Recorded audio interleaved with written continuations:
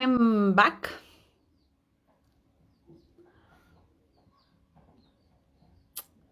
Hello, hello, hello, hello. Namaste सबैजनालाई. Okay, so म लाइभमा आइसकेको छु र धेरैजना आइसक्नु भएको छ म सँगसँगै र म एकचोटि फेरि डक्टर निरासँग कनेक्ट गर्न खोज्ने छु. एकदमै नै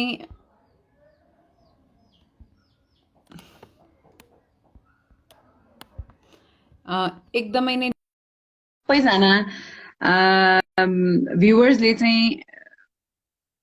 र सबैजना स्पेसली प्रेग्नेन्ट वुमेन र पोस्टपार्टममा रहनुभएका जति पनि हुनुहुन्छ उहाँहरूले चाहिँ यो भिडियो हेर्न पाउनुहोस्. त्यही कारणले गर्दाखेरि पनि मैले यो ओके म डक्टर निरालाई नै इन्भाइट गर्नेछु.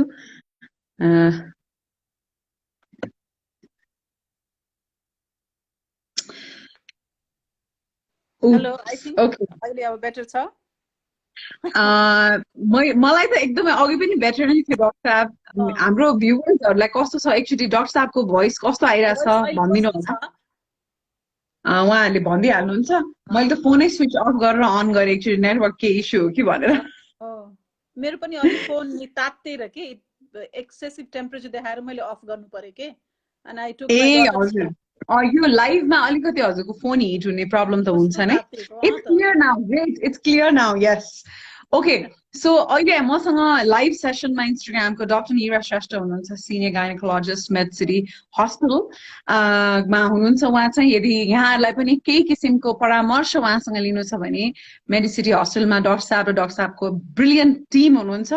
यहाँहरूले सम्पर्क गर्न सक्नुहुनेछ. तर अहिलेको लागि चाहिँ हामीले एक दुईवटा पोइन्टहरू जुन अघि मैले लाइभलाई सेभ गर्न सकिनँ र यो लाइभलाई पछि रेकर्डेड भर्जनमा हेर्नुहुने सम्पूर्ण महिला दिदीबहिनीहरू र उहाँहरूका पार्टनर्स, फ्यामिलीले हेर्न सक्नुहुन्छ. दुई तिनवटा कुरा जुन डक्टर साहबले भनिसक्नुभयो, I would like to repeat it एकदमै छोटकरीमा. पेन्डेमिकमा बेबी प्लान गर्ने कि नगर्ने त्यो चाहिँ तपाईँको इन्डिभिजुअल चोइस हो भन्नुभयो डक्टर साहबले, होइन? होइन, त्यस पछाडि डेटाको कुरा गर्दाखेरि कोभिड इन्फेक्सन प्रेग्नेन्ट वुमेन जो कोभिड इन्फेक्टेड हुनुहुन्थ्यो त्यसमा कस्तो खालको कस्तो देखियो, उहाँहरूमा कस्तो हेल्थ कम्प्लिकेसन्स आए या बेबीलाई कस्तो असर पर्यो भन्ने खासै डेटा चाहिँ हाम्रो नेपालमा चाहिँ एटलिस्ट छैन र त्यो बारेमा खासै धेरै रिसर्चहरू पनि भएका छैनन्. सायद त्यही कारणले गर्दा होला हामीले खासै धेरै आर्टिकलहरू पनि पढ्न पाउँदैनौँ. इभन इन्टरनेसनल पनि कोभिड एन्ड प्रेग्नेन्सी लेख्ने बित्तिकै खासै धेरै आउँदैन. रिसर्चहरू भइ नै रहेका छन् अझै पनि. कुनै पनि तपाईँको एकदमै कङ्क्रिट रिसर्च चाहिँ आइपुगेको छैन हाम्रो हातमा. अर्को क्वेसन, एउटा कोभिड कन्ट्र्याक्ट, एउटा प्रेग्नेन्ट वुमेनले कोभिड कन्ट्र्याक्ट गर्यो भने के गर्ने भन्ने कुरामा चाहिँ डक्टर साहबले एकदमै मिठो जवाब दिनुभएको थियो. पहिला सुरु त आफ्नो ज्यान बचाउनु पर्यो, आफूले सबै प्रिकसन्स लिनु पर्यो, आइसोलेट हुनु पर्यो, होइन? नर्मल भन्दा नर्मल सिरामोल, प्यारासिटामोल खानु पर्यो. ड्रिङ्कहरू जुन हामीले हाम्रो घरमै भएको, हाम्रो भान्सा घरमै पाउने स्पाइसेसबाट बनाउँछौँ, अदुवा, मरिच, दालचिनी हालेर त्यो ड्रिङ्कहरू प्रशस्त मात्रामा खानु पर्यो, होइन? तातो चिज खानु पर्यो र आफूलाई प्रोटेक्ट गर्नु पर्यो. पहिला सुरु you come first and then comes the baby भन्ने खालका कुरा गर्नुभयो. पहिला सुरु चाहिँ त्यो त्यसमा यहाँले ध्यान दिनु पर्यो. र अर्को क्वेसन हामी जहाँ थियौँ, यदि यहाँले भ्याक्सिन लिइसक्नु भएको छ भने चाहिँ सक्दो केही महिनाको लागि चाहिँ प्रेग्नेन्सी प्लान नगर्नु भन्ने चाहिँ डक्टर साहबको सल्लाह छ, होइन डक्टर साहब? तर मैले मेरो क्वेसन पुट आउट गरेको थिएँ. जुन क्वेसन चाहिँ के थियो भन्दाखेरि मलाई कोभिड भएपछि म प्रेग्नेन्ट भएँ, इज इट ओके भन्दाखेरि त्यो त केही फरक पर्दैन भन्नुभयो डक्टर साहबले. किनभने मैले नेचुरली नै कोभिड कन्ट्र्याक्ट गरेँ र त्यसको केही महिनापछि म प्रेग्नेन्ट भएको कारणले गर्दाखेरि that's absolutely fine for the mother and the child भन्नुभयो, होइन त डक्टर साहब? अब हामी अहिले कहाँनिर थियौँ भन्दाखेरि चाहिँ अब सबैले भर्चुअल अपोइन्टमेन्ट पाउँदैनन्. त्यस्तो अवस्थामा एकदम इमर्जेन्सी केसमा अल्ट्रासाउन्ड गर्नु पर्यो. मेरो 12 हप्ताको अल्ट्रासाउन्ड गर्नु पर्यो, मेरो 20 हप्ताको अल्ट्रासाउन्ड गर्नु पर्यो, 26 हप्ताको अल्ट्रासाउन्ड गर्नु पर्यो. कहाँ जाउँ? मेरो बेबी मुभ गरेन, होइन? मलाई अरू केही खालका कम्प्लिकेसन देखियो, स्पटिङ देखियो, म कसरी चाहिँ हस्पिटल जाउँ? यस्तो हस्पिटलमा भाव एकदमै डरलाग्दो सिचुएसन छ भन्ने कुराको जवाब चाहिँ डक्टर साहबले दिँदै हुनुहुन्थ्यो. ठ्याक्कै त्यहीँ अड्केका थियौँ हामी. र डक्टर साहब प्लिज कन्टिन्यू.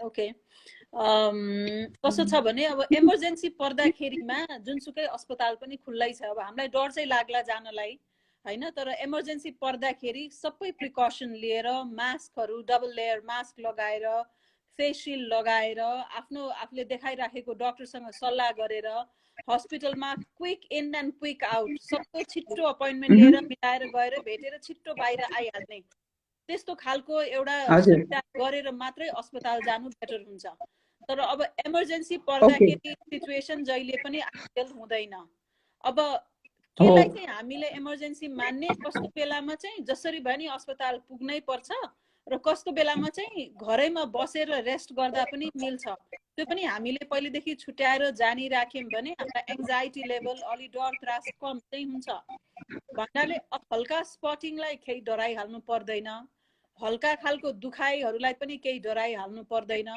तर एकदमै ब्लिडिङै धेरै हलवाल हुन थाल्यो अथवा एकदमै अनबियरेबल पेन हुन थाल्यो या अब अनोइङली कोभिड लागेर एकदमै हन्हन्ती ज्वरो आउन थाल्यो त्यस्तो कन्डिसन्सहरुमा चाहिँ अस्पताल जानु जरुरी छ ओके सो आफूलाई इमर्जेन्सी पर्दा कुन अस्पताल जाने कसरी जाने त्यो चाहिँ प्री प्लानिङ हामीले गरेको छौं भने पनि अलि एंजाइटी लेभल चाहिँ कम हुन्छ सो एउटा प्रिपेयर्डनेसमा चाहिँ त्यसलाई हामीले राख्नु पर्यो इमर्जेन्सी प्रिपेयर्डनेस ओके ओके अनि एकजना कोही डाक्टर साहबसित सल्लाहमा कन्ट्याक्टमा बस्नु पर्छ डाक्टर साहब मिडवाइफ या आफूले ट्रस्टेड नर्सेस जो हुन सक्छ जो अवेलेबल हुनुहुन्छ त्यो बेलाको लागि ओके एउटा अहिले भर्खरै एकदम इन्ट्रेस्टिङ क्वेसन आयो यही उसमा डाक्टर साहब भ्याक्सिन पछि किन बेबी प्लान नगर्ने र कहिलेसम्म नगर्ने भनेर सोध्नु भयो के हो अब किन भन्नाले पनि किनकि यो डिफ्रेन्ट टेक्नोलोजीको भ्याक्सिनहरु बनिरहेको छ त्यसले बडीमा कस्तो खालको इम्युन रेस्पोन्स डेभलप गर्छ र त्यसले चाहिँ यदि प्रेग्नेन्ट छिटै भइहाल्यो भने त्यो बनिरहेको भ्रूणलाई इम्ब्रियोलाई त्यसले कस्तो असर गर्छ अहिले कन्क्रिट थाहा नभइसकेको कहिलेकाहीँ मेबी बच्चाको डेभलपमेन्ट हुँदाखेरि एबनर्मल बच्चा पो बनाइदिने हो कि त्यस्तो खालको चान्सेसहरु हुन सक्ने अहिलेसम्म कन्क्रिट थाहा नभएर उहाँहरूले रेकमेन्डेसन चाहिँ अहिले नगरेको हो तर विथ भनेपछि अहिले नेपालमा रेकमेन्डेसन आउँछ जस्तै नेपालमा लागिरहेको दुईटा भ्याक्सिन एउटा हजुरको चाइनिज एउटा इन्डियन भ्याक्सिन छ दुईटै भ्याक्सिन चाहिँ प्रेग्नेन्ट वुमेनलाई चाहिँ रेकमेन्डेड छैन हैन हजुर छैन yes yes yes what about breast feeding ममहरुलाई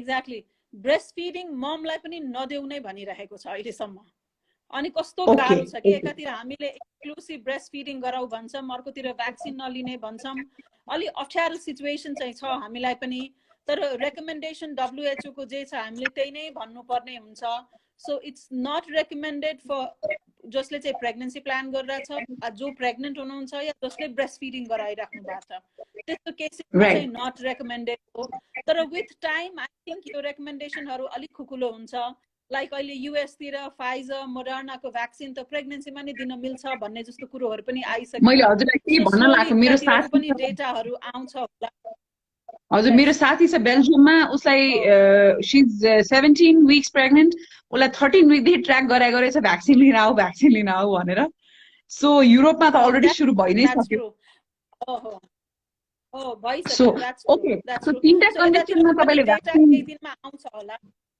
हजुर तीनटा कन्डिसनमा चाहिँ अहिलेलाई भ्याक्सिन नलिउँ यदि तपाईले प्रेग्नेन्सी प्लान गरिरहनु भएको छ यदि तपाई प्रेग्नेन्ट हुनुहुन्छ र यदि तपाई ब्रेस्ट फिडिङ मम हो भने तर यसको एउटा अर्को कन्ट्राडिक्टरी के छ भने मेरो हस्बेन्डले चाहिँ भ्याक्सिन लिनु भएको छ मैले चाहिँ छैन can I still conceive or get pregnant या व्हाई नट हुन्छ मिल्छ ए ओके सो हस्बेन्डले भ्याक्सिन लिनु भएको छ तर तपाईले लिनु भएको छैन भने पनि it's okay to get pregnant या हो अनि कसैले क्वेशन के सोध्नुहुन्छ भने should I plan pregnancy or should I take vaccine? And I always tell them take vaccine. Oh, of course.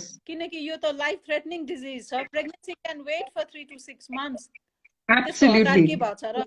First absolutely. 6 महिना भन्दा so if you have 6 महिना अगाडि हैन 6 महिना पछाडी बच्चा जन्म हुँदा नि हुन्छ हजुर so exactly हजुर स्टेट पार्ट गर्नु पर्यो so take vaccine yes okay र अघि डाक्टर साहबले भनेको एउटा कुरा मैले छुट्याएको चाहिँ तपाईहरूलाई ज्वरो छ रुगाखोकी छ सिम्टम्स छ एसिम्टोमेटिक हुनुहुन्छ कोभिड पोजिटिभ आएन नेगेटिभ आयो तर सबै सिम्टम्स छ भने पनि आफ्नो डक्टरको रेकमेन्डेसनमा मात्रै मेडिकेसन्स लिनु होला है त्यो चाहिँ प्लिज किनभने हामी आफ्नो इच्छाले भइहाल्छ नि सिरामोल होइन आफ्नो डक्टरलाई सोधेर मात्रै लिनु होला ओके अर्को हजुरको यो कोभिड सम्बन्धी नै एउटा क्वेसन चाहिँ के छ भने कतिजनाले चाहिँ मलाई पनि तपाईँलाई कोभिड भयो अब एन्टिबडी एकदम हाई हुन्छ प्रेग्नेन्ट नहुनु भन्ने खालका कुराहरू गर्नुभएको थियो कि सो हजुरले भने अनुसार त्यसमा एन्टिबडी बनेको छ भने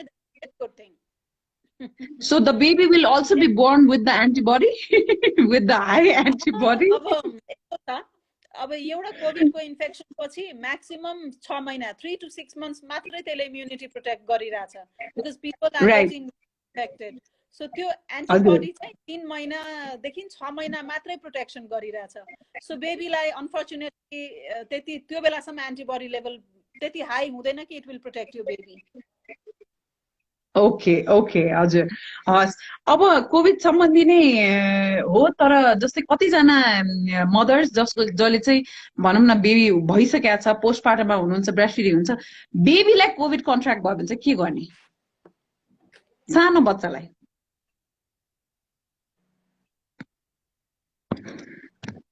हेलो डाक्टर साहब हजुर सुन्नुभयो हजुर अलिकति बीचमा बुझिन ए बच्चालाई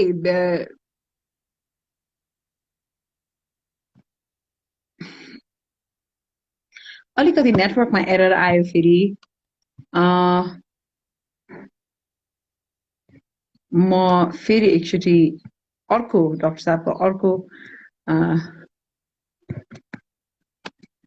इन्भाइट गर्न चाहन्छु सो एकदमै इन्ट्रेस्टिङ र एकदमै नलेजेबल कुराहरू चाहिँ हामीले थाहा पाउन पायौँ आज यो सेसनमा म डाक्टर निरासँग कुरा गरिरहेको छु उहाँ सिनियर गाइनेकोलोजिस्ट हुनुहुन्छ सिनियर गाइनेकोलोजिस्ट हुनुहुन्छ मेड सिटी हस्पिटलमा एकदमै राम्रो डाक्टर हुनुहुन्छ यो प्रेग्नेन्सी मेटर्निटी सम्बन्धी एकदमै राम्रो डाक्टर हुनुहुन्छ उहाँ म हेर्दैछु मलाई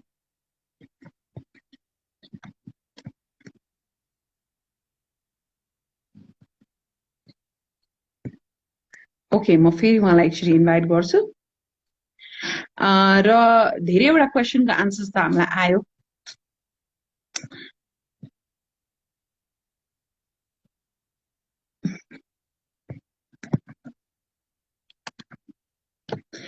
मैले डाक्टर साहबलाई फेरि एकचोटि पठाएको छु रिक्वेस्ट र यहाँहरूको धेरै क्वेसन्सहरूको जवाब चाहिँ यहाँले पाउनुभयो होला भन्ने लाग्छ मलाई किनभने डाक्टर साहबले भनिहाल्नुभयो प्रेग्नेन्सी प्लान गरिरहेको प्रेग्नेन्ट भइरहेको अवस्थामा र ब्रेस्ट फिडिङ ममहरूलाई चाहिँ भ्याक्सिन नलिन आग्रह गर्नुभएको छ उहाँले किनभने त्यो सम्बन्धी कुनै खालका रिसर्च कङ्क्रिट रिसर्च आइपुगेको छैन अहिलेसम्म भन्ने कुरा पनि आयो सो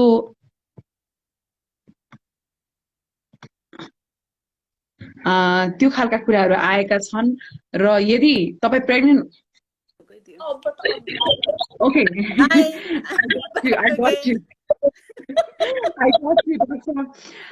डाक्टर साहब मैले त्यही अघि हजुरले भनेकै कुराहरू रिपिटेडली भनिदिइरहेको छु लाइभमा कस्तो किसिमका महिलाहरूले चाहिँ अहिले प्रेग्नेन्सी अहिले कोभिड भ्याक्सिन नलिने भन्ने कुराहरूलाई लिएर अब डाक्टर साहब कोभिड सम्बन्धी हामीले धेरै क्वेसनको आन्सर्सहरू पायौँ के छ हामीले छुट्याएको डाक्टर साहब कोभिड सम्बन्धी र प्रेग्नेन्सी मेटर्निटी मेरो एउटा क्वेसन थियो जहाँ अड्क्यौँ हामी यदि न्यू बोर्न बेबी या भनौँ न सानो बच्चालाई कोभिड कन्ट्र्याक्ट भयो भने के गर्ने भन्ने अर्को कन्सर्न छ क्या मदर्सहरूमा अब हामीले अहिले धेरै कोभिड विथ प्रेग्नेन्सी जसको चाहिँ डेलिभरी पनि गराइरहेको छौँ हाम्रो अलमोस्ट एभ्री विक 4-5 जना COVID positives are being delivered है त्यो केसमा चाहिँ फर्चुनेटली बेबीहरू अहिलेसम्म कोही पनि आएन र के पोलिसी लियौँ भने बच्चा जन्मिने बित्तिकै बच्चालाई आमासँग दिएको अहिले उहाँहरूको family members whoever is negative उहाँहरूलाई केयर गर्न दिएर मदरलाई चाहिँ सेग्रिगेट गरिदिन्छौँ ओके ओके त्यसले म पनि गर्दाखेरि होला पोजिटिभ आएको छैन ओके ओके एन्ड तर अब रेकमेन्डेसनको हिसाबले चाहिँ even covid positive mother can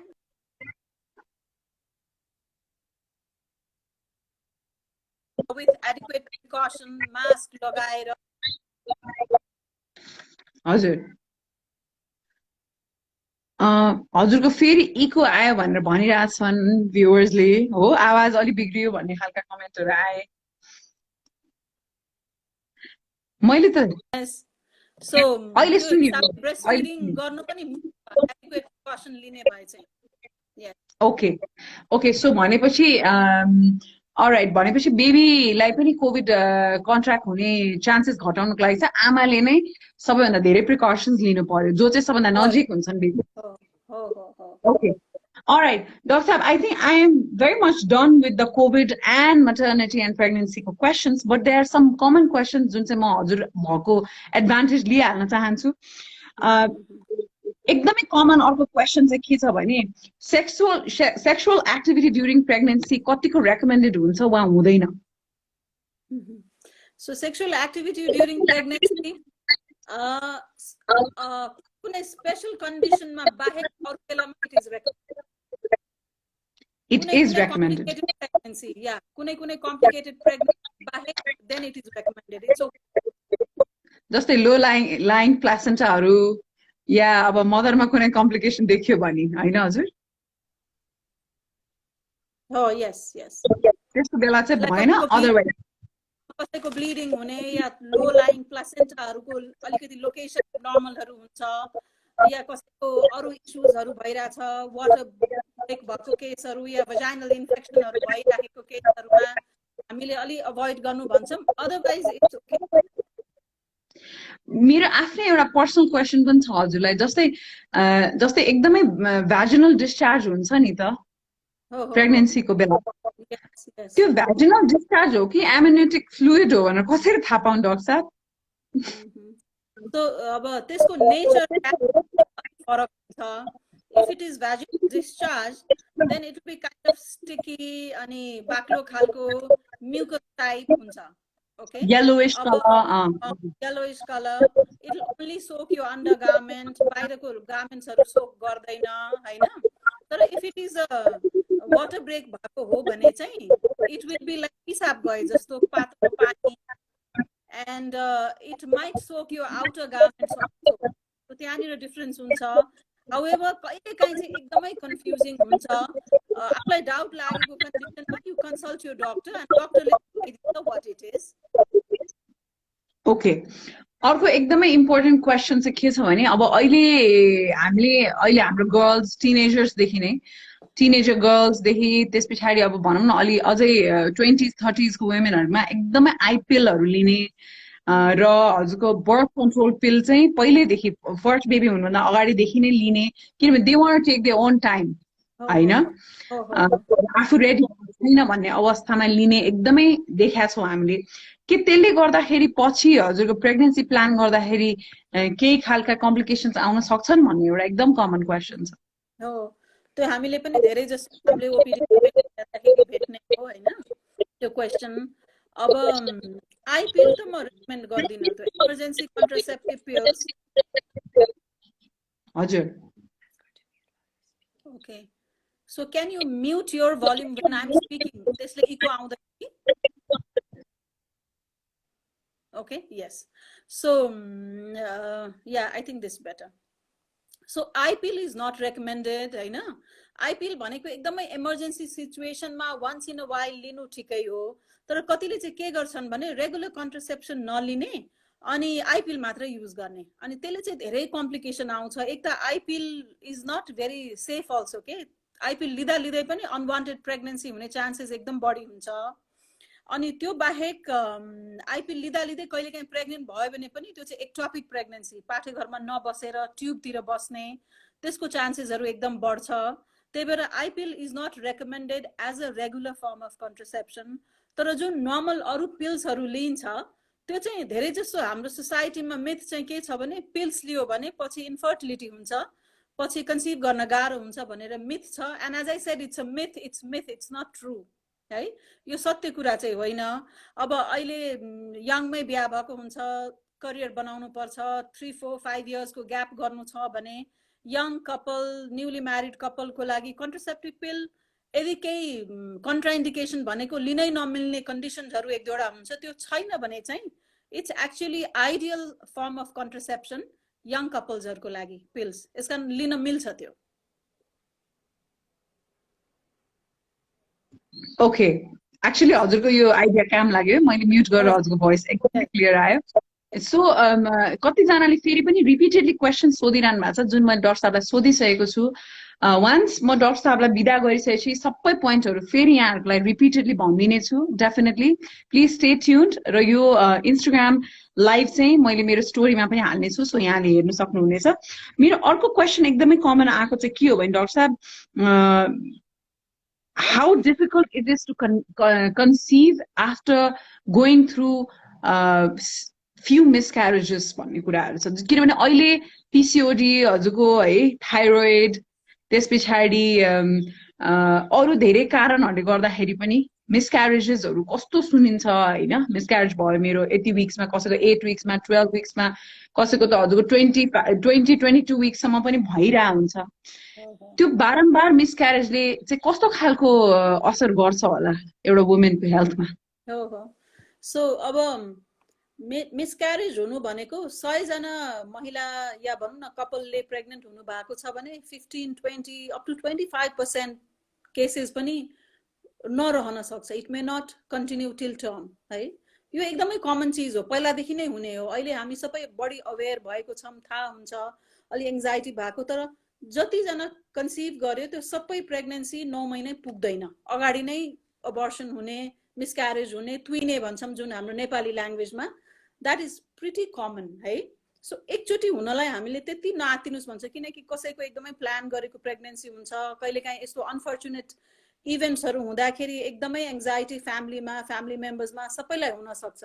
हामीले काउन्सिलिङ नै गर्छौँ, it's okay, it's very unfortunate, तपाईँलाई ब्याड लक भयो, यो पर्यो, but don't worry, after couple of months फेरि तपाईँहरू चाहिँ प्लान गर्नुहोस् प्रेग्नेन्सी। त्योभन्दा अगाडि सर्टन केही इस्युज छ कि, अब कसैलाई थाइरोइडको इस्युहरू छ, कसैलाई डायबिटिज छ, पिसिओडी छ, त्यस्तोहरू, या पाठेघरमा इन्फेक्सन भइराखेको छ, त्यस्तो केही छ भने हामीले एकचोटि जाँचेर हेरौँ, अनि त्यो चिजलाई करेक्ट गरिसकेपछि प्रेग्नेन्ट हुनु, एन्ड प्रब्लम हुँदैन फ्युचरमा, र धेरै जसोको राम्रै पनि हुन्छ। कहिलेकाहीँ 2 चोटि 3 चोटि 4 चोटिसम्म मिसक्यारेज भएको भने चाहिँ अलिकति च्यालेन्जिङ हुन जान्छ है। तर च्यालेन्जिङ हुन्छ त्यसको मतलब यो इम्पोसिबल चाहिँ होइन। पेसेन्टली होइन, जो चाहिँ कन्सिभ हुन खोजिरहनु भएको छ उहाँहरूले पनि अलिकति धैर्य चाहिँ चाहिन्छ यस्तो केसमा, अनि एउटा positive attitude that it will happen, it's just taking time, समय लागिरहेको छ, हुन्छै हुन्छ। अनि त्यसमा डाक्टरको, पेसेन्टको, फ्यामिलीको सपोर्ट एकदम जरुरी हुन्छ, र धेरै जसो केसमा सक्सेसफुल हुन्छ। हजुरले अघि बर्थ कन्ट्रोल पिलको कुरा गरियो नि, लाइक ग्याप राख्नु मन छ या फ्यु इयर्स पछि मात्र मलाई कन्सिभ गर्न मन छ भन्ने खालका कपलको लागि, what do you recommend, what kind of contraceptive birth control चाहिँ डु यु रेकमेन्ड?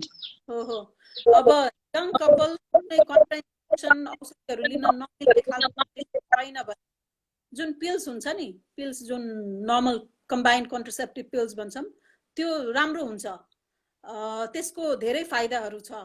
तर त्यसको only problem is that one has to दिनका दिन सम्झेर चाहिँ लिनुपर्ने हुन्छ, बिचमा छुटाउन पाइँदैन। बिचमा 1-2 पिल पनि बिर्स्यो भने चान्सेस अफ अनप्लान प्रेग्नेन्सी हुन चाहिँ सक्छ। त्यसकारण पिल्स राम्रै हुन्छ। त्यो बाहेक अरू ब्यारियर मेथडहरू पनि छँदैछ होइन।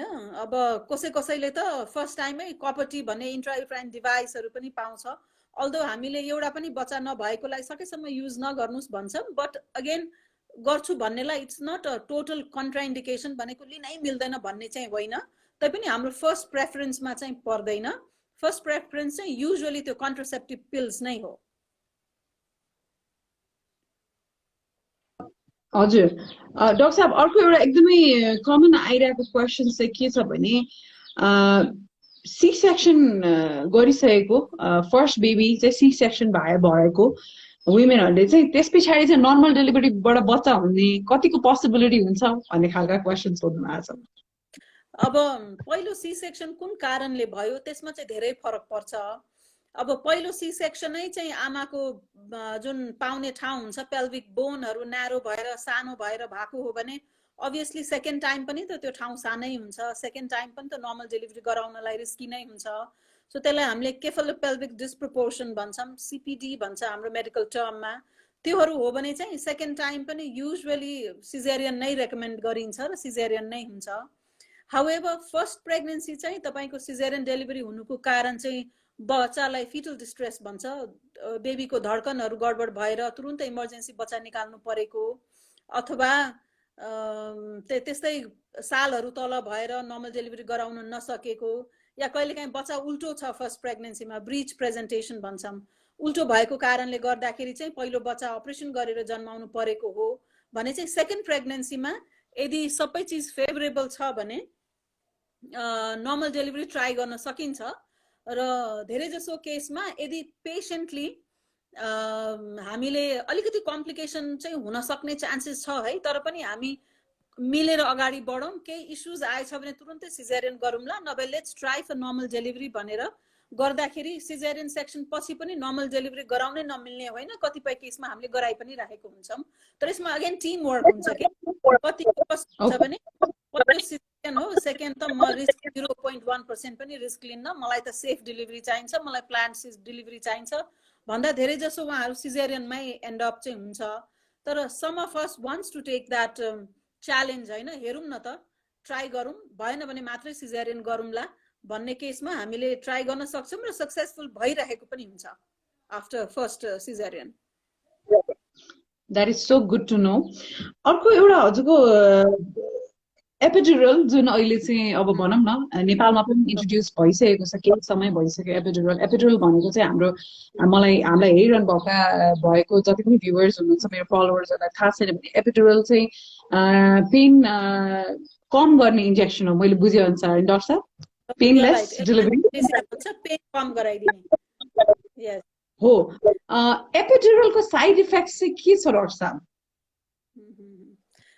Common question. अब केही फाइदा लिनलाई पक्कै पनि यसको साइड इफेक्ट त होला नै भन्ने हुन्छ, कुनै पनि चिज 100% हुँदैन होइन एक्युरेट, त्यो हिसाबले एपिड्युरलको पनि आफ्नै इस्युजहरू कहिलेकाहीँ आउन सक्छ।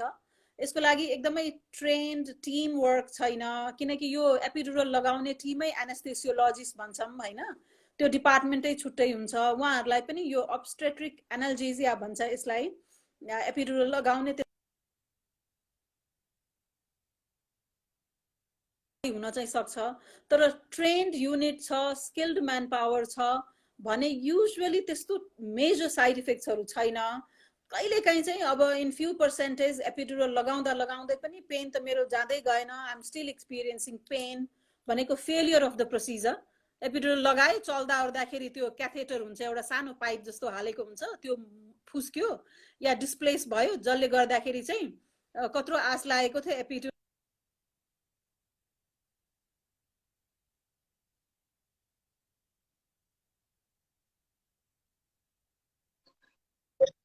होइन कामै गरेन भन्ने हुन्छ, या कहिलेकाहीँ चाहिँ लगाउने बित्तिकै चाहिँ sudden blood pressure drop camera person हाल्छ भने हजुरको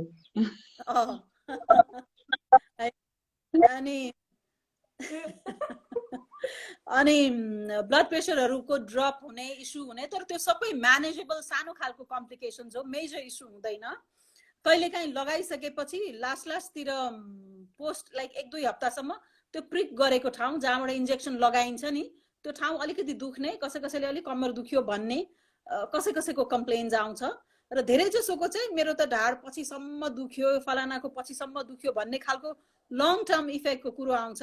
र मैले यहाँनिर के भन्नुपर्छ भने यसै पनि ब्रेस्ट फिड गर्दाखेरि यु टेन्ड टु बेन्ड फरवर्ड, जसले गर्दा एपिड्युरल नलगाएकोहरूलाई पनि ढाड दुख्ने इन्सिडेन्सेसहरू चाहिँ बेबी जन्मिसकेपछि हुन्छ नै। सो समहाउ एपिड्युरल लगाएको केसमा चाहिँ दे टेन्ड टु ब्लेम एपिड्युरल रहेछ क्या, त्यो चाहिँ हो। यस ओके, अब एउटा एकदमै इन्ट्रेस्टिङ क्वेसन, किनभने म आफै पनि यसको भागीदार भएको कारणले गर्दाखेरि अब you know everyone says 30s is the new 20s to conceive भन्छ क्या हजुरको। अब जस्तै म भइहालेँ, त्यस पछाडि अब भनौँ न मेरै कलिग प्रियङ्का होइन, अरू पनि हुनुहुन्छ, गरिमा, हामी एउटै फिल्डको भएको कारणले गर्दाखेरि मैले नाम लिइहालेँ। हामी सबैजना लगभग मिड 30s पुग्न लागेका छौँ होइन, र finally we decided to get pregnant, finally mentally physically र in every which way we are ready के हजुरको होइन। तर 30s मा या हजुरको मिड 30s चाहिँ अझै I would say it's not a bad thing होइन to conceive. Late 30s early 40s सम्ममा पनि अहिले बेबी प्लान हुन्छ, इन्टरनेसनली हेर्ने हो भने झनै होइन। But what do you think is the advantages of course we know the advantages, what are the disadvantages of it? Because पहिला हेर्छु न मेरो मामी म 5th child हो र 35 मा she already had me के 5th child होइन, आफू 35 वर्ष हुँदा 5औं बच्चा जन्माइसक्छु होइन, 15-16 वर्षको उमेरदेखि बच्चा जन्माउने प्रचलन थियो पहिला होइन। अब अहिले ठ्याक्कै नै परिवर्तन भएको छ त्यो सबै कुराहरू, एकदम वुमेनहरू एकदम माइन्डफुल भइसक्नु भएको छ अबाउट देयर चोइसेस होइन। So what are the disadvantages for us for 30s, mid 30s, late 30s, 40s नै मा पनि बच्चा जन्माउँछु भन्नेहरूलाई? सो अब डिसएडभान्टेजेसहरुको कुरा गर्दाखेरिमा चाहिँ हामी एजिङ हुँदै गर्दाखेरि अब बाहिरतिर आजकल कस्मेटिक्स एन्ड लाइफस्टाइल एन्ड चोइसेसहरुले गर्दा we look very young, even 40s 50s हरुको पनि आजकल 20 30s जस्तो देखिन्छ। But we cannot say same about यो ओभरी र एग जुन बनिरहेछ नि भित्र, त्यसको एजिङ चाहिँ भइरहेको छ। ओके, अनि जति चाहिँ हाम्रो एग भित्रको यङ छ त्यति बेस्ट क्वालिटी अफ एग्स चाहिँ हुन्छ। एन्ड एज यु एज त्यो एगको क्वालिटी अलिक पोरर हुँदै चाहिँ जान्छ। ओके, त्यसले गर्दाखेरि इफ समबडी एनीबडी लाइक बिआई ढिलो गर्यो या कन्सिभ ढिलो गर्न खोजिरहेछ भने chance of them getting pregnant quickly त्यो अलिकति गाह्रो हुन सक्छ। Maybe they'll have to plan for couple of months, maybe 6 महिना 1 वर्ष, maybe they'll need some assistance also to conceive, help पनि चाहिन सक्छ डाक्टरको। नम्बर 1 एउटा चाहिँ कन्सिभ गर्न पनि गाह्रो हुन सक्छ विथ एज। नम्बर 2 कन्सिभ भइसकेपछि पनि चान्सेस अफ जुन अघि हामीले भन्यौं नि बच्चा 9 महिना नपुग्ने, first trimester, second trimester, miscarriage, त्यसको चान्सेस पनि with your ageing egg, older egg, त्यसको इन्सिडेन्सेस थोरै बढ्न जान्छ। Okay, supposing you have cross that phase, then बेबीहरुमा मदरको एजसँग related some chromosomal problem, Down syndrome, I am sure you've heard about it होइन। डाउन सिन्ड्रोमको इन्सिडेन्सेसहरु आमाको उमेरसँग ठ्याक्कै बढ्दै जान्छ। एज द आमाको उमेर बढ्यो त्यही अनुसारले डाउन सिन्ड्रोमको इन्सिडेन्सेस पनि बढ्छ। त्यो भयो। प्लस अब आमाको उमेर बढ्दै गएपछि यसै पनि उहाँलाई अरू डिजिजहरु लाइक ब्लड प्रेसर बढ्न सक्ने, डायबिटिज देखा पर्न सक्ने, थाइरोइडको इस्यु हुन सक्ने, त्यो चीजहरु पनि विथ एज इज इन्क्रिजेस हैन। अनि प्रेग्नेन्सीमा त्यो सबै चीज एग्रावेट हुन सक्ने, जसले गर्दा प्रेग्नेन्सीमा अलिकति कम्प्लिकेसन आउन सक्ने, अलिक क्लोज मोनिटरिङ चाहिने, ट्रिटमेन्टहरु एक्स्ट्रा चाहिने, त्यसको चान्सेसहरु चाहिँ अलिकति बढ्छ। It's not impossible. I always tell मेरो पेशेन्टहरु पनि, म त 35 भए, म 40 भए, शुड आई प्लान, म प्लानै गर्न मिल्दैन होला। I always tell them no, plan गर्न मिल्छ, तर यु निड टु अन्डरस्ट्यान्ड यो च्यालेन्जेसहरु आउन सक्छ। फेरि सबैमा आउँछ भन्ने होइन, यङ पपुलेसनमा भन्दा यसमा इन्सिडेन्स थोरै बढ्छ, त्यति मात्रै नै हो। बट हामी अवेयर छौं र हामी त्यो रिस्क लिन तयार छौं र डाक्टरसँग टिम अप गरेर अगाडि बढ्न सक्छौं भने आइ एम श्योर त्यो गर्न मिल्छ, गरि पनि रहनु भएको छ। तपाईहरु नै गुड एक्जाम्पल हुनुहुन्छ र जस्ट नट अब मिडिया फिल्म फिल्डमा मात्रै होइन, अहिले त हरेक फिल्डमै women are becoming pregnant late 30s, mid 30s, यो कमन सिनारियो नै भइसक्यो। यस, एकदमै राम्रो जानकारी हामीले पायौं डाक्टर साहब। अघिदेखि एउटा एकदमै रिपिटेडली यही हाम्रो लाइफमै आइरहेको एउटा टर्म मैले देखिरहेको छु, I am also very unaware of that term, maybe doctor साहबले हामीलाई बुझाउन सक्नुहुन्छ। एक्टोपिक प्रेग्नेन्सी को बारेमा अलिकति केही लाइट सेड गरिदिनु मिल्छ डाक्टर साहब? Sure sure. Ectopic pregnancy, ectopic शब्द भनेको नर्मल ठाउँ भन्दा बाहिर हुनु कुनै पनि चीज ectopic, it's out of its place. So literal meaning चाहिँ त्यही हुन जान्छ। सो सपोज कसैको प्रेग्नेन्सी जुन हुनुपर्ने चाहिँ गर्भदानीमा बस्नुपर्ने, युटरस हैन, पाठेघर भित्र बस्नुपर्ने, unfortunately for some maybe 1 in 100 त्यो पाठेघरमा नबसेर बाहिर भन्नाले पाठेघरकै एउटा एक्सटेन्सन हुन्छ फेलोपियन ट्युब भन्छ, या ओभरी हुन्छ अन्डादानी हैन, या पाठेघरकै तलपट्टिको भाग सर्भिक्स भन्छौँ। सो त्यस्तो ठाउँमा बस्नुपर्ने ठाउँमा नबसेर रङ ठाउँमा गएर त्यो प्रेग्नेन्सी बस्दिन्छ। अनि जहाँ त्यो प्रेग्नेन्सी ग्रो गर्न थालेपछि, बिकज त्यो त एब्नर्मल ठाउँ हो, त्यो त्यसको लागि बनेकै होइन, so that part can rupture, त्यो फुट्ने, पेटभित्रै धेरै ब्लिडिङ हुने, कहिलेकाहीँ आमाको यो ज्यानै खतरामा पनि पार्न सक्ने लाइफ थ्रेटनिङ कन्डिसन पनि यसले गराउँछ। सो एक्टोपिक प्रेग्नेन्सी भन्ने बित्तिकै अलिकति हामी डक्टरहरू पनि अलिक बढी अलर्ट हुन्छ, म एक्टोपिक त हो कि होइन भनेर। कोही पनि पेट दुखेर अर्ली प्रेग्नेन्सीमा आउनु अनि एकदमै अनबियरेबल पेन छ भने we always want to see whether it is ectopic pregnancy or not. Okay, so सरसर्ती सर्टकटमा छोटकरीमा ectopic त्यो कहिलेसम्म कहिले थाहा पाउन सकिन्छ एक्ज्याक्टली कहाँ हुनुपर्ने ठाउँमा छ कि छैन भने? सो कसैले थाहा पाउन खोज्नु भएको छ र हामीको पहिलो प्रेग्नेन्सी एक्टोपिक भएको छ भने त तुरुन्तै as soon as they become pregnant, pregnancy भएको थाहा पाउने बित्तिकै एउटा अल्ट्रासाउन्ड जुन इन्टर्नल ट्रान्सभेजाइनल अल्ट्रासाउन्ड भन्छ, त्यसले छिटोभन्दा छिटो प्रेग्नेन्ट भएको, सपोज आज मेरो पिरियड हुनुपर्ने भएको छैन, त्यसको 2-3 दिनमै हामीले एउटा ट्रान्सभेजाइनल स्क्यान अल्ट्रासाउन्ड गऱ्यौँ भने ठ्याक्क त्यो प्रेग्नेन्सी कहाँ बसेको छ थाहा भइहाल्छ। अनि त्यो थाहा भएर पाठेघरमा छ भने पनि वी आर लाइक एकदमै खुसी के अस्योर्ड, ल एक्टोपिक छैन है भनेर। यस ओके हजुर। अनि जस्तै हजुरको एउटा इन्ट्रेस्टिङ मेरो मसँग भएको किस्सा, हजुरको 20th week को, जस्तै हामीले त अब आजभोलि त हजुरको यस्तो इन्टरनेट इज सो डेन्जरस भन्छौँ क्या म चाहिँ, किनभने internet has so many apps जसले हजुरलाई यति विक भयो, तिम्रो बेबी यत्रो भयो, अब तिम्रो बेबी यो गर्न थाल्यो, सबै कुरा बताउँछ हजुरको है। सो जस्तै एउटा कुरा म कन्फ्युजनमा परेको चाहिँ के थिएँ भन्दाखेरि, मेरो लास्ट मेन्सुरेसनल डेट अनुसार चाहिँ हुनुपर्ने म सर्टन विक्स प्रेग्नेन्ट थियो, तर मेरो अल्ट्रासाउन्डले चाहिँ अलि धेरै नै देखायो कि हजुरको। जस्तै म 20th week प्रेग्नेन्टमा जानु पर्यो देखाउन डाक्टर साहबलाई, सो म गएँ अल्ट्रासाउन्ड गर्नलाई, हजुरको एनामोली टेस्ट भन्छ, हजुर मोर्फोलोजी भनौँ न, गर्नलाई गएँ, तर अलिक धेरै देखाउनु भयो उहाँले चाहिँ, हुन्छ नि 21 weeks भइसक्यो तपाईँको भनेर देखाउनु भयो। अनि अब त्यो वी अलवेज टेन्ड टु कम्पेयर के हजुरको। हजुर सो के वाट इज इट डक्टर साहब, आई वाज भेरी क्युरियस के। ओके, सो म यहाँ एक दुईवटा कुरा एउटा कन्फ्युजन के हुन्छ,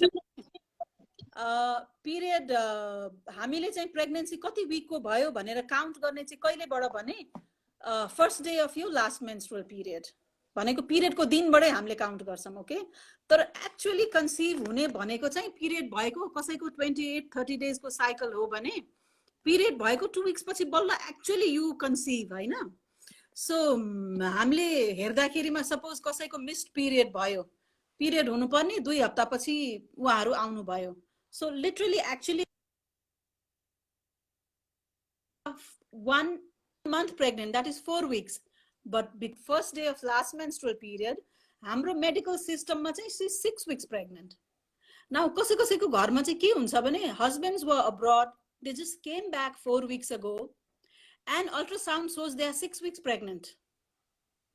So you know यसले गर्दाखेरिमा सोशल इश्यूजहरू हामी यति भएको छ के, I have heard couple getting divorced, you know, just यो एउटा इस्युले गर्दाखेरिमा।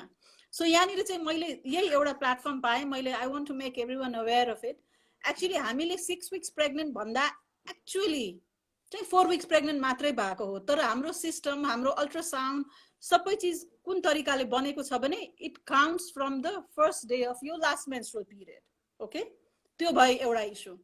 तर I am coming back to यो क्वेसन, यसमा चाहिँ के छ भने अल्ट्रासाउन्ड र डेटबाट काउन्ट गर्दाखेरि सबैको ओभुलेसन ठ्याक्क हामीले सोचेको टाइममा नभएको पनि हुन सक्छ। ओभुलेसन क्यान ह्यापन 1 week यताउति। ओके, त्यसले गर्दाखेरि पनि एरर आउन सक्छ 1 or 2 weeks को। र अर्को चाहिँ अल्ट्रासाउन्ड इटसेल्फ, किनकि त्यो कति नापेको हुन्छ त्यसको त लेन्थहरू नापेर नै निकाल्ने हो नि यति विक, सो 1-2 मिलिमिटरको पनि नाप्दाखेरि यताउति पर्यो भने 1-2 week को डिफरेन्स आउँछ। ओके, सो त्यसमा हामीले अल्ट्रासाउन्डलाई ठ्याक्क अल्ट्रासाउन्डको डेटलाई हामीले त्यति रिलाइ गर्दा पनि गर्दैनौँ। र अझ टुवर्ड्स दि अहिले त you are only talking about 18-20 weeks, towards the end third ट्राइमेस्टरतिर त 2 to 3 weeksकै एरर पनि आउन सक्छ। सो त्यसलाई हामीले अल्ट्रासाउन्ड गर्ने डेट हेर्नलाई भन्दा पनि अरू अरू चीजको लागि हामीले अल्ट्रासाउन्ड गराउँछौँ। र कसैको चाहिँ they don't remember the period, last menstrual period कहिले भयो, कति महिना प्रेग्नेन्ट छु नै थाहा हुँदैन। त्यो कन्डिसनमा चाहिँ फेरि हामीले अल्ट्रासाउन्डबाट नै डेट काउन्ट गर्नुपर्ने हुन्छ। तर त्यसमा चाहिँ सबभन्दा रिलायबल चाहिँ फर्स्ट ट्राइमेस्टरको अल्ट्रासाउन्डलाई मान्छौँ, बिकज फर्स्ट ट्राइमेस्टरमा एरर 1 week को हुन सक्छ, सेकेन्ड ट्राइमेस्टरमा 2 weeks को एरर हुन सक्छ, थर्ड ट्राइमेस्टरमा 3 weeks को। सो सबभन्दा कम एरर हुने फर्स्ट ट्राइमेस्टर भएको भएर we like to calculate from the first trimester. So डेटको त यही नै हो।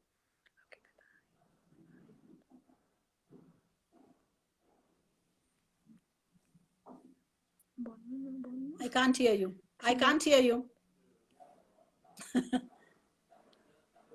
Okay, एउटा क्वेसन एकदम repeated. I only have 2 more questions, एकदम शॉर्टमा हजुरले आन्सर दिदा हुन्छ। क्याल्सियम डट चाहिँ नर्मल हो बच्चाहरुमा भनेर लेख्नु भएको छ के एकजनाले। Calcium dot, I didn't get you. म पनि I didn't get it, but anyway उहाँले लेखा गर्नु भएको भएर वर्षाजीले मैले यहाँलाई सोधेको। तर मेरो एउटा क्वेसन एकदम इन्ट्रेस्टिङ क्वेसन आएको थियो हजुरको, and I would really want to ask you this. आजभोलि मेन्स्ट्रुएसनल कप युज हुन्छ हजुरको हैन, स्यानिटरी प्याड ट्याम्पोन्स नभएर, त्यसले भर्जिनिटी ब्रेक गर्छ भनेर क्वेसन सोध्नु भएको थियो एउटा एकजनाले। Yes, it does. It does. So menstrual कपले चाहिँ भर्जिनिटी ब्रेक गर्न सक्छ? गर्न सक्छ, गर्छै भन्ने हैन, गर्न सक्ने चान्सेस म्याक्स हुन्छ।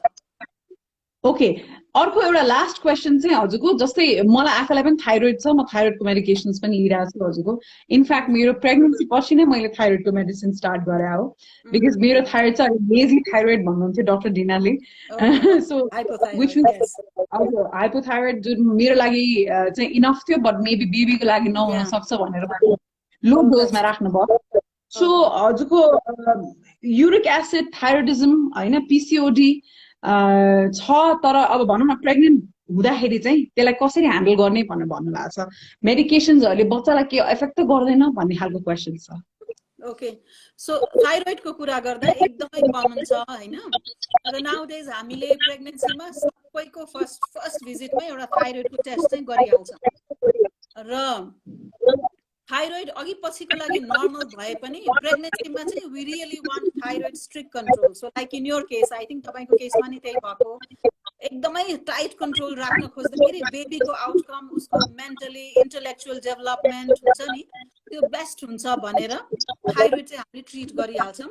र थाइरोइडको औषधि खाँदाखेरि ला बच्चालाई हानि पुग्छ कि भन्ने कन्सर्न धेरै दिदीबहिनीहरूको हुन्छ।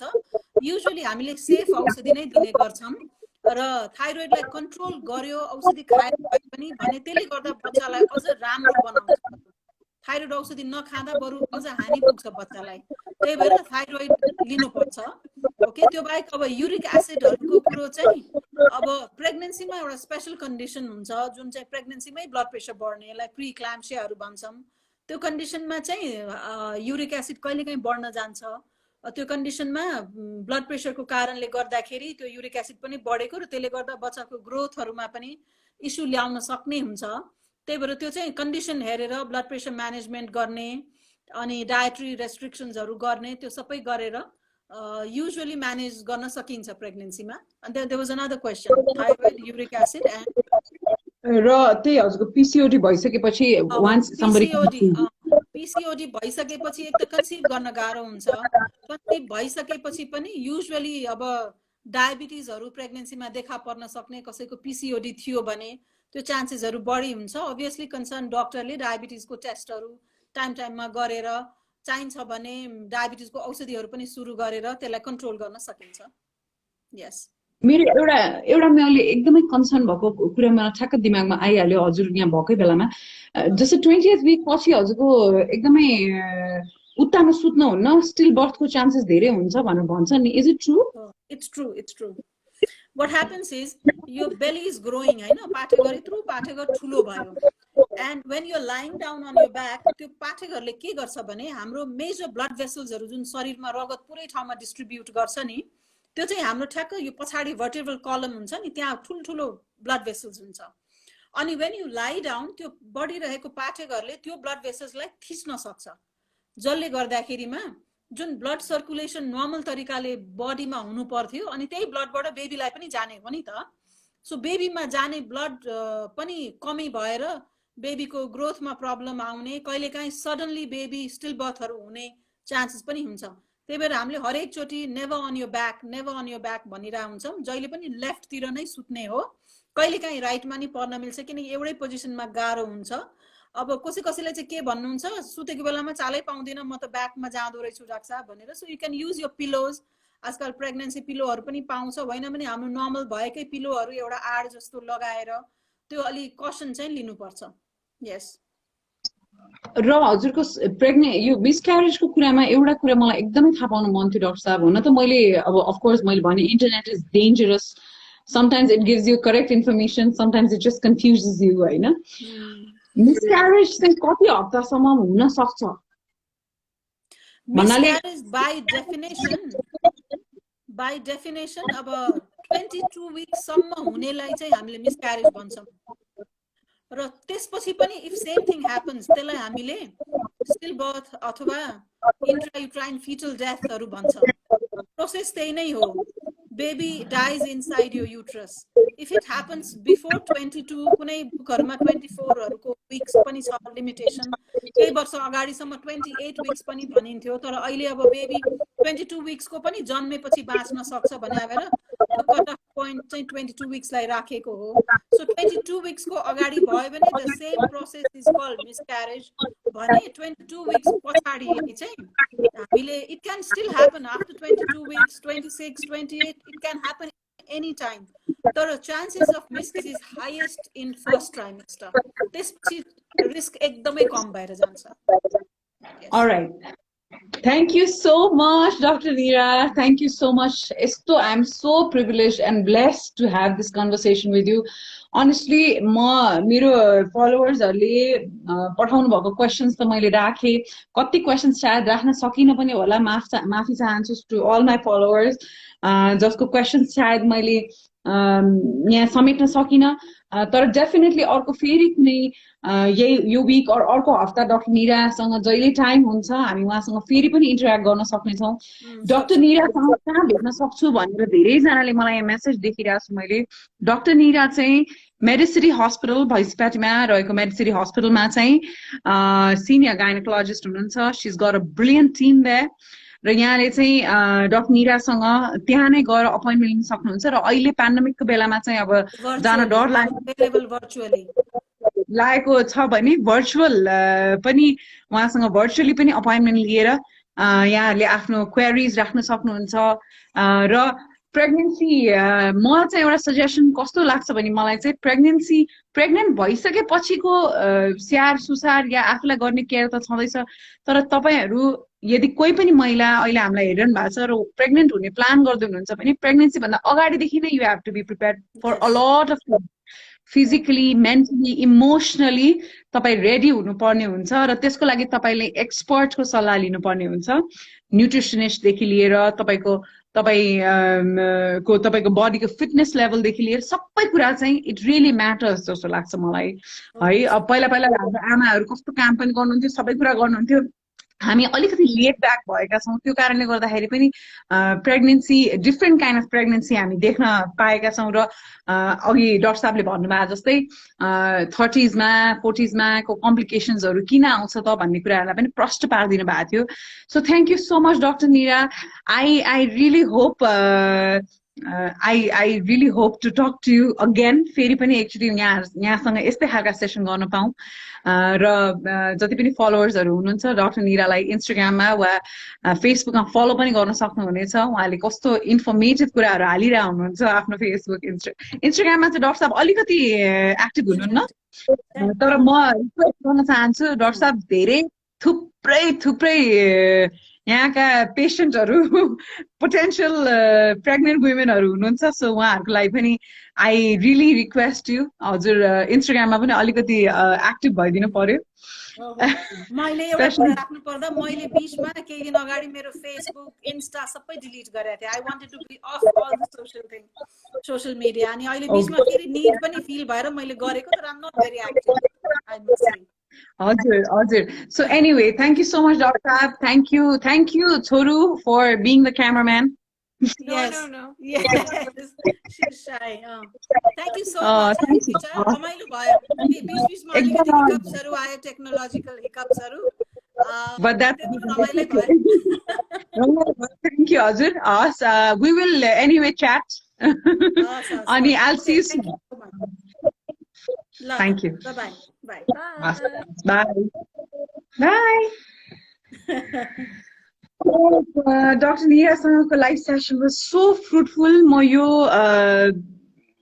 beginning part miss गर्नु भएकोहरु जति पनि हुनुहुन्छ वा बिचको एन्डिङ पार्ट कोभिड र प्रेग्नेन्सीलाई लिएर यस्तो इन्फर्मेटिभ कुराहरु गर्दिनु भयो डाक्टर साहबले जस्तै पेन्डेमिकमा बेबी प्लान गर्ने कि नगर्ने भन्ने क्वेशनको आन्सरमा चाहिँ उहाँले त्यो त तपाईको पर्सनल चोइस हो तपाई कतिको आफ्नो केयर गर्न सक्नुहुन्छ बाहिर एक्सपोज हुनुहुन्न त्यही अनुसार गर्ने हो भन्ने खालका कुरा गर्नुभयो त्यही अनुसार अब प्रेग्नेन्ट वुमेनलाई कन्ट्र्याक्ट गर्यो भने कोभिड लाग्यो भने के गर्ने भन्ने कुरामा चाहिँ आइसोलेट हुने र सिटामोल प्यारासिटामोल लिँदाखेरि वा कुनै पनि किसिमको एन्टिबायोटिक लिँदाखेरि आफ्नो डाक्टरको सल्लाह नलिने भन्ने खालका कुरा गर्नुभएको थियो तर जुन हामीले घरमा बनाएर खाने ड्रिङ्कहरू छ तातो ड्रिङ्कहरू त्योहरू चाहिँ खाँदा हुन्छ भनेर भन्नुभएको थियो डाक्टर साहबले डाक्टर नीरा श्रेष्ठले र त्यही अनुसार उहाँले प्रेग्नेन्सी प्लान गरिरहनु भएको छ भने भ्याक्सिन लिन मिल्छ भन्दाखेरि उहाँले मिल्दैन भन्नुभएको छ तपाईलाई कोभिड नेचुरली लाग्यो र तपाई प्रेग्नेन्सी प्लान गरिरहनु भएको थियो अब नेक्स्ट 2-3 मन्थ्समा या नेक्स्ट मन्थ प्लान गरिरहनु भएको थियो भने त्यो चाहिँ मिल्छ तर भ्याक्सिन लिइसकेपछि चाहिँ तपाई प्रेग्नेन्सी प्लान गर्न मिल्दैन फर फ्यु मन्थ्स भनेर भन्नुभएको छ उहाँले र प्रेग्नेन्सीमा भ्याक्सिन लिन मिल्दैन ब्रेस्ट फिडिङ ममहरुले पनि भ्याक्सिन लिन मिल्दैन भनेर भन्नुभएको छ त्यस्तै गरी उहाँले चाहिँ ब्रेस्ट फिडिङ मम भ्याक्सिन लिन मिल्दैन भन्नुभएको छ अब हस्पिटल्सहरुमा एकदमै कोभिड छ त्यो भएर सकेसम्म एकदमै जरुरी छ भने मात्रै हस्पिटल जाने अब आफ्नो ज्यानै जोखिममा पर्न लाग्यो भने मात्र जाने अदरवाइज चाहिँ सकेसम्म हस्पिटल्स अभोइड गर्ने सकेसम्म फोनमै डाक्टरसँग सल्लाह लिने भन्ने खालका सजेसन दिनु भएको छ आई रियली होप यो सेसन चाहिँ यहाँलाई एकदमै फ्रुटफुल रह्यो होला मेरो लागि त एकदमै रह्यो किनभने मैले धेरै प्रश्नहरुको जवाफ पाएँ म यो मेरो स्टोरीमा पनि हाल्दै छु र होपफुली यहाँले हेर्नुहुनेछ र डाक्टर नीरा श्रेष्ठ मेडसिटी हस्पिटलमा डाक्टर हुनुहुन्छ उहाँ गाइनेकोलोजिस्ट हुनुहुन्छ उहाँको टिम छ त्यहाँ यहाँले भर्चुअल अपोइन्टमेन्ट पनि उहाँसँग लिन सक्नुहुनेछ मेडसिटी हस्पिटलमा कल गरेर र thank you so much thank you everyone for coming live and staying with me बीचमा अलिकति टेक्निकल एरर आयो तर despite of that I think we had a great conversation र thank you so much thank you I see you soon live यस्तै informative videos लिएर फेरि पनि आउने छु till then you take care of yourself, stay safe, stay home. Bye.